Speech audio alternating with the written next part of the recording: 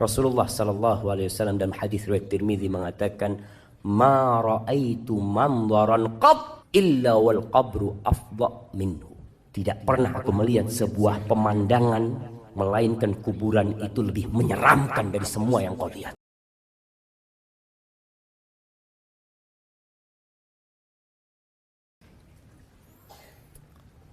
Sebenarnya semua sudah tahu. Apa sih yang harus kita bawa ke kuburan? Ketika antum dikasih tahu oleh ayah antum, "Nak, besok kita mau berangkat." Kemana ayah? Kita mau camping.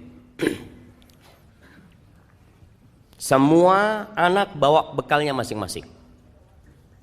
Bapaknya ngasih tahu, tempat camping kita becek. Tempat camping kita banyak ularnya. Tempat camping kita di sebuah lembah yang terkadang bisa jadi ada hujan dan akan banjir, akan tenggelam tempat itu. Ketika informasi ini disampaikan, kemudian besoknya berangkat, ada anak-anak yang tidak bawa bekalnya, dia tidak akan bisa menyalahkan orang tuanya. Ketika sampai sana dia nggak bawa tenda. Sampai sana dia udah tahu nanti gelap gulita, dia nggak bawa penerangan, dia nggak bawa lampu. Salahnya siapa? Salahnya dia. Dan kalau bicara kuburan, kita udah tahu kuburan itu seperti apa. Antum berangkat ke kuburan, antum melihat sebuah lokasi yang sunyi, senyap, yang semua orang punya kapling sendiri-sendiri. Bahkan kalau sekarang ada orang yang kuburannya itu harus diperbaharui, sewanya tiap 2 tahun, bayar lagi. Padahal cuma 2 kali 1 meter. Lobang yang sempit, yang kalau kita berangkat ke sana mungkin sebagian di antara antum pernah menggali kuburan. Antum bisa bayangin ketika gali kuburan itu. Ini tempat aneh yang terakhir.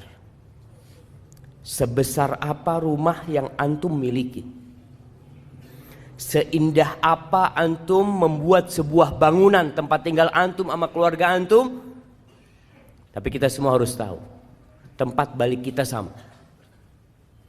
Mau orang paling kaya di muka bumi ini, mau orang paling berkuasa di Indonesia ini, jabatannya paling tinggi di negeri kita, presiden, yang sekarang semua berebut untuk jadi presiden, nanti akhirnya akan ada di lubang itu, sama dengan tukang sampah. Masya Allah. Dan rame-rame ketawa-ketawa di sana cuma. Ana izin minum dulu ya.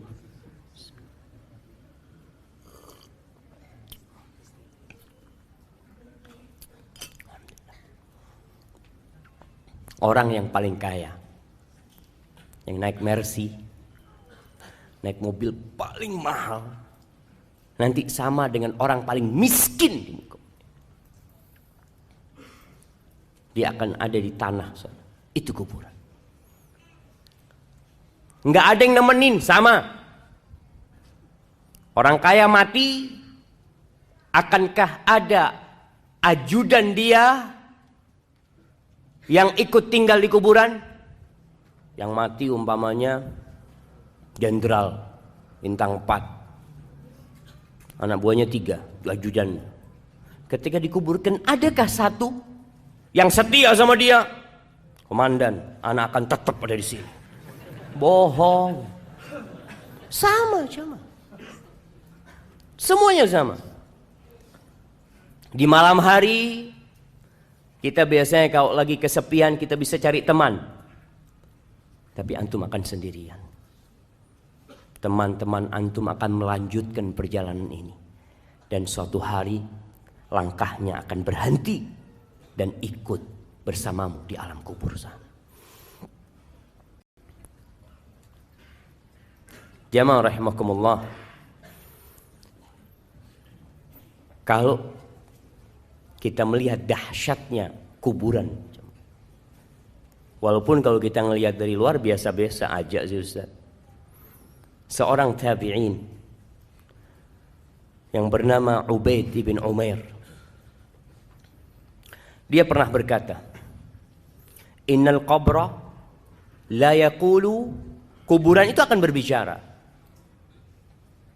Kita tahu bahwasanya jari-jari kita akan berbicara. Tempat-tempat sholat kita akan menjadi saksi. Kata Ubaid bin Umair mengatakan, innal qabra la yaqul ya ibna Adam. Dia akan mengatakan kepada anak Adam, wahai anak Adam, madza a'datta li? Apa yang sudah engkau persiapkan untuk aku? Alam ta'lam anni baitul ghurbah. Apakah engkau enggak tahu aku ini rumah pengasingan? Wa baitul wahdah, rumah tempat sendirian engkau di sini nantinya. Wa baitul akala wa baitud dud, tempat serangga-serangga,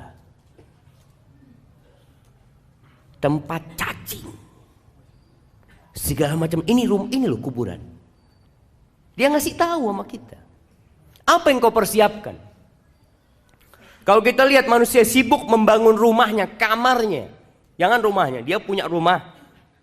Oke, biasa rumahnya, dia punya kamar, dia hiasin, dia bikin keramik khusus, dia pasang wallpaper, tiap tahun diganti wallpapernya, dia pasang AC, karena dia ingin nyaman di situ. Dan kuburan udah kasih tahu, aku ini tempat sendirian, nggak ada siapa-siapa engkau di sini. Engkau persiapkan apa yang kau persiapkan untuk sendirian di sini? An Abdullah bin Ubaid ibn Umair qal, ini anaknya Ubaid bin Umair mengatakan, balagani, telah sampai kepada aku, annal mayyit yuq'adu fi hufratihi, bahwa seorang mayit itu didudukkan di kuburannya dan dia mendengar suara orang-orang yang mengantarkan dia pulang. Akhirnya kuburan itu berkata kepada orang yang ada di dalamnya, wayhak ibna Adam, celaka engkau Adam, dengarkan niku.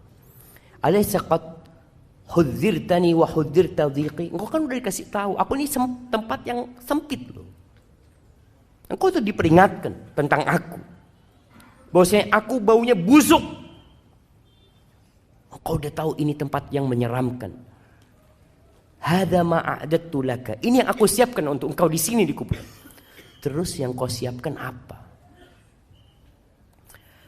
Umar bin Abdul Aziz rahimahullahu taala, kita tahu seorang khalifah yang zuhud, yang sebelumnya dia orang yang kaya raya, yang mewah hidupnya, tapi di akhir hayatnya Allah berikan hidayah kepada Umar bin Abdul Aziz sehingga dia menjadi khalifah yang adil, yang disegani, yang zuhud.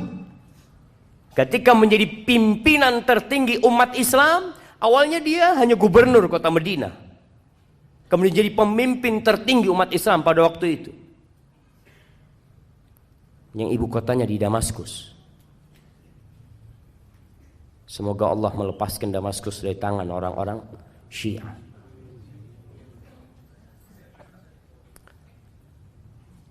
Ketika dia jadi khalifah, dia pernah berkata kepada pejabat-pejabat negara yang biasa duduk sama dia. Dia mengatakan kepada salah satu di antara mereka, ya fulan, laqad bittul layla, aku tadi bermalam atafakkar fil qabri wa sakinihi, aku bertafakkur, memikirkan tentang kuburan dan orang yang tinggal di kubur. Innaka law ra'aital mayyit ba'da 3 fil qabr, engkau kalau melihat kondisi mayit setelah 3 hari di kuburan, lastauhashta min qurbihi, ba'da tulil unsi minka binahiyatihi. Engkau akan ketakutan untuk dekat sama orang itu setelah 3 hari. Padahal ketika hidup engkau kepingin dekat sama dia, duduk sama dia. Tapi setelah dia mati 3 hari, bongkar kuburannya, akan tercium aroma yang begitu menyengat. Mungkin akan melihat belatung-belatung yang ada. Engkau tidak akan lagi mau dekat sama dia. Padahal dulu teman baikmu dia. Wala ra'aita baitan tajulu fihil hawam. Engkau akan melihat sebuah rumah yang penuh dengan binatang-binatang, dengan serangga-serangga. Wa yajri fihi sadid. Akan ada nanah yang mengalir. Wa takhtarikud didan. Dan cacing itu, ulat itu keluar masuk, belatung keluar masuk dari tubuh dia. Ma'a taghayyurir raiha. Dan aromanya yang tidak nyaman. Wa ballal akfan. Kafannya juga sudah rusak. Ba'da husnil hay'ah. Padahal sebelumnya rupa dia bagus.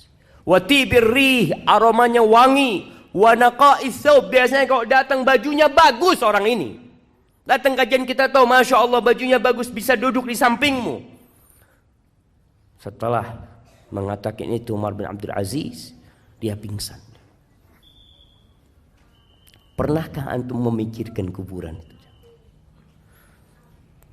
Rasulullah sallallahu alaihi wasallam dalam hadis riwayat Tirmizi mengatakan, "Ma ra'aitu manzaran qat illa wal qabru afdha minhu." Tidak pernah aku melihat sebuah pemandangan melainkan kuburan itu lebih menyeramkan dari semua yang kau lihat. Ya, kita harus mempersiapkan diri. Semuanya bakal mati, itu sebuah kepastian. Kullu nafsin dha'iqatul maut. Semua yang bernyawa pasti mati. Mau sehat, mau sakit. Jangan antum memikirkan bahwasanya antum belum waktunya. Nggak usah, ana sehat saat. Alhamdulillah. Kira-kira kapan antum mati? Wallahu a'lam. Tapi masih lama kayaknya. Antum ada orang lagi fitness, mati di tempat fitness. Ada orang lagi nyanyi, yang dia mungkin berpikir akan tobat di akhir umurnya, mati di atas panggung dia. Ada seorang yang menjadi biduan, antum pernah lihat? Jangan lihat tapi. Nah, ada seorang biduan, anak nggak ngelihat, anak baca. Bener, ada seorang biduan yang nyanyi bersama ular kobra. Digigit mati di atas sana. Anak yakin dia nggak memikirkan akan mati di tempat itu. Dia ingin mati dalam kondisi yang baik. Dia ingin mati dalam kondisi sedang kajian.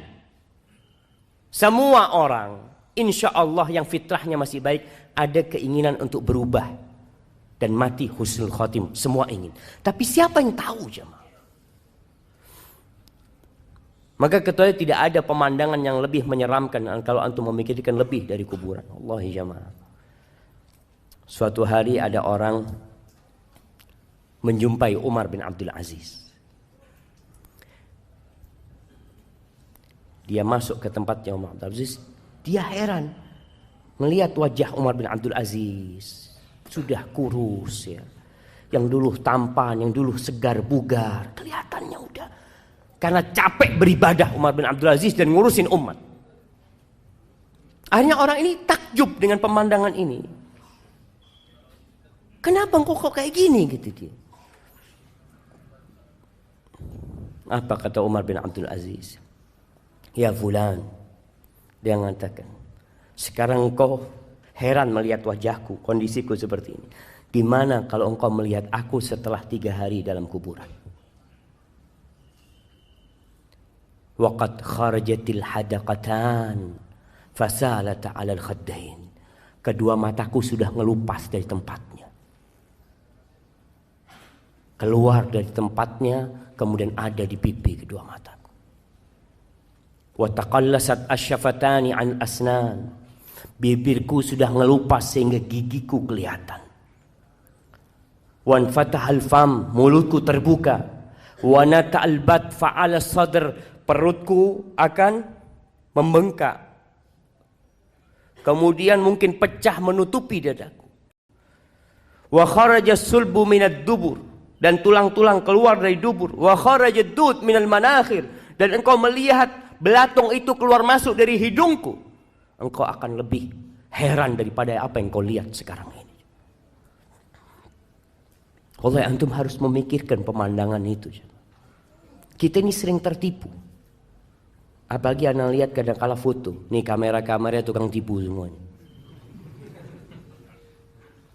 Antum kadang-kala foto kan ada pilihan macam-macam. Ada yang tambah putih, ada yang tambah ini, subhanallah. Antum coba pikirkan. Dan ada foto tambah tua sekarang. Iya. Coba antum memikirkan itu.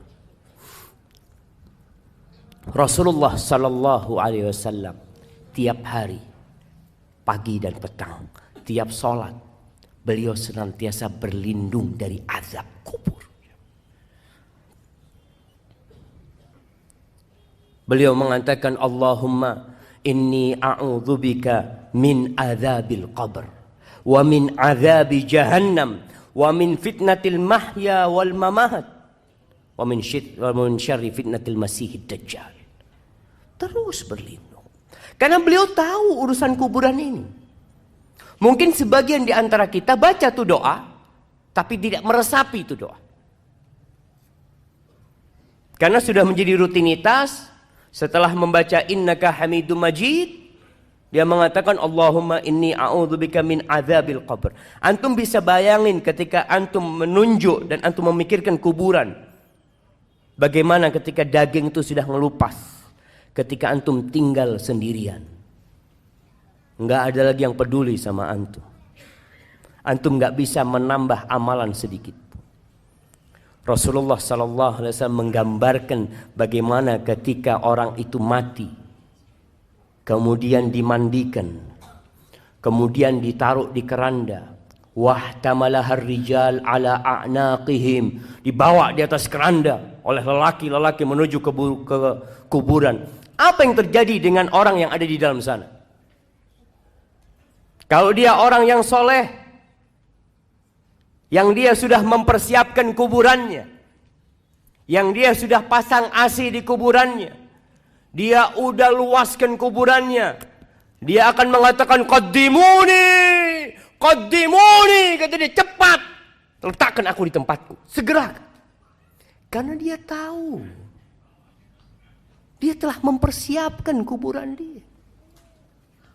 Wa in kana ghaira dzalik, tapi kalau orang ini bukan orang yang soleh, orang yang belum mempersiapkan kuburannya, yang dia sibuk mempersiapkan rumahnya di dunia, dia sibuk dengan jabatannya. Masya Allah, antum bisa melihat kesibukan orang berebut jabatan sekarang. Kalau lupa dia dengan kuburannya, orang itu akan berteriak mengatakan, ya wailaha, aina yadhhabuna biha. Celaka nih orang-orang, mau dibawa kemana jenazah itu? Mau dibawa kemana tubuhku itu? Kenapa? Karena dia tidak memikirkan kuburannya. Sebagian orang bangun kuburan, setelah mati dibangun kuburannya. Kuburannya dikasih atap. Ya, biar nggak kehujanan dalam ya. Kesian dibohongin bapaknya sama anaknya. Dikasih ini, ayah, anak belikan marmer yang bagus. Apa gunanya buat ayahnya? Antum harus pikirkan, gimana ayahmu di dalam sana? Luas kuburannya. Oh, kalau gitu Ustaz, anak mau beli tanah 1 hektar lah buat kuburan ayah. Tetap kuburan ayah 1x2. Walaupun tanahnya 1 hektar. Tetap. Antum pikir orang-orang sekarang di Jakarta yang punya kuburan-kuburan besar, apa namanya? Sandiago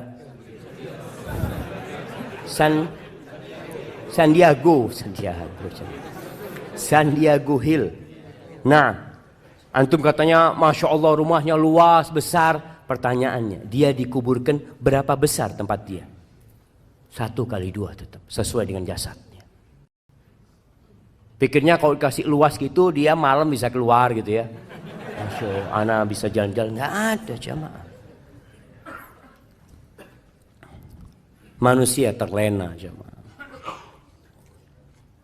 Allah menyebutkan hal itu. Alhaakumut takatsur hatta zurtumul maqabir kalla sawfa ta'lamun thumma kalla sawfa ta'lamun kalla law ta'lamuna ilmal yaqin la tarawunnal jahim thumma la tarawunnaha 'ainal yaqin thumma la tus'alunna yawma idzin 'anil na'im. Manusia ini terlena, lupa dengan masa yang akan datang. Dia sibuk dengan masa dia sekarang ini. Dia sakit ke dokter, hatinya sakit nggak diobatin. At-takatsur, banyak-banyakan harta.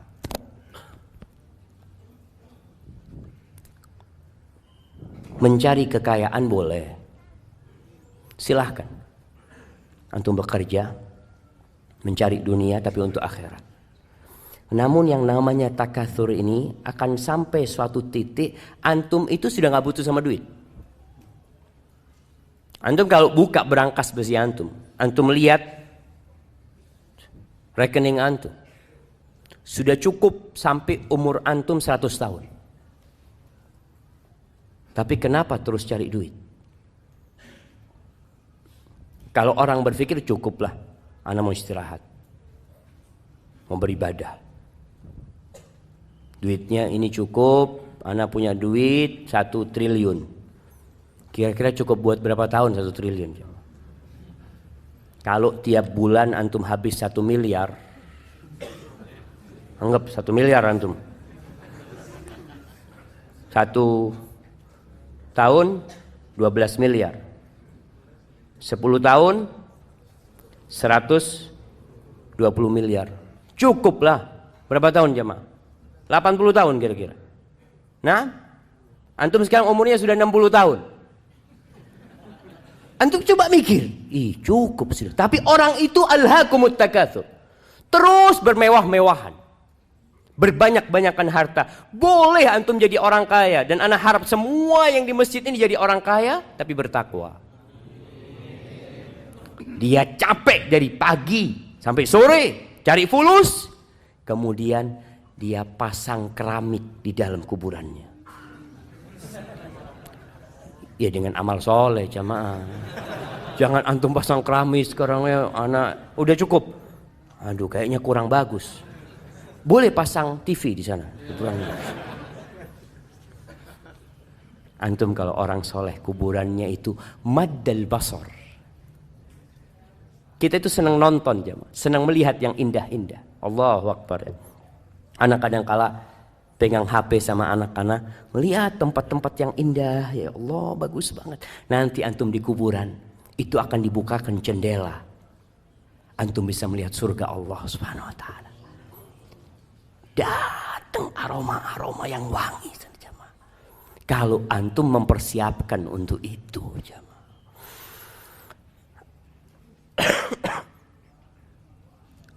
Yaqulu ibnu Adam, anak manusia ini berkata, mali, mali, mana hartaku, mana hartaku. Engkau tahu hartamu itu yang mana? Ma akalta, yang engkau makan kemudian menjadi kotoran, itu hartamu. Wa ma labista fa ablait. Kalau bicara yang kita miliki itu yang kita pakai, kemudian dia jadi usang. Wa ma tasaddaqta fa abqait. Dan yang engkau sedekahkan lalu ini yang kau simpan. Ini jamaah. Kalau bicara harta yang milik antum itu, antum coba sekali-kali ke kuburan lihat berapa fulus anak yang sudah taruh sini ya. Yang ada di brankas besi, yang ada di ATM antum, itu bukan milik antum. Bisa jadi milik antum, bisa jadi milik orang lain. Maka kenapa kita dianjurkan untuk ziarah kubur? Karena mengingatkan kepada akhirat, mengingatkan kepada kematian, sehingga antum bisa siap-siap. Antum kalau datang ke kuburan, antum berpikir, ana punya duit 100 juta. Ana sedekah baru 10 juta. 90 juta antum tinggal kalau antum mati.